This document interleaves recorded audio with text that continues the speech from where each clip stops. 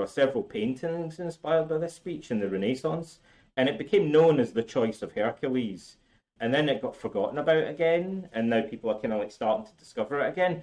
It's an amazing speech because it says, "Look, buddy, you've got two options."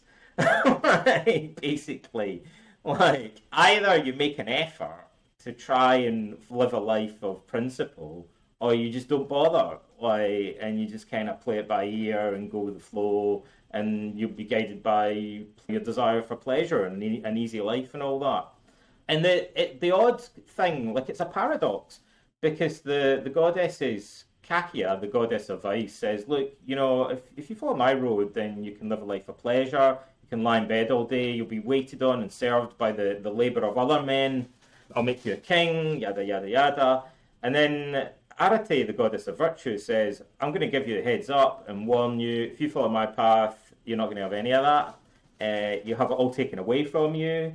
You'll be fighting monsters. People will hate you. They'll ridicule you. You'll live in poverty, wander the earth.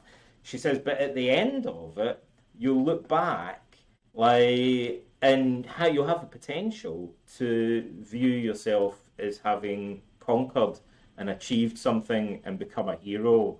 And she said, if you follow the life or the easy living of Kakia, you'll be denied the sweetest sound, which is praise from other people, the lips of people that you respect, and the sweetest sight, which is to look back on your memories and recollect them with a sense of pride. And she says, you'll never have any satisfaction. You won't be able to look yourself in the mirror. You'll get to the end of life and think, what was the point of all that? And Hercules chooses the life of labour, the 12 labours. And at the end of it, he has to go down to Hades and wrestle Cerberus. So he picks this really, really legendary, the most difficult of all lives. And at the end of it, he's made a god. Epictetus talks about this to his students. He says, he kind of refers to it obliquely, which is really cool. He doesn't quote it, but Epictetus obviously knows this.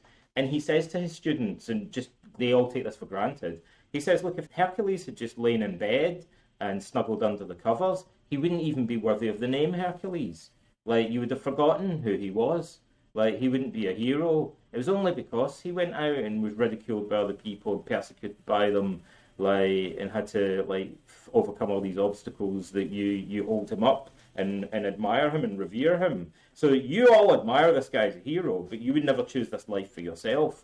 You'd rather have an easy life. But that means that you're putting yourself in a situation where you're never going to be able to have any respect for yourself, because you avoid facing challenges, the very thing that you admire most in other people.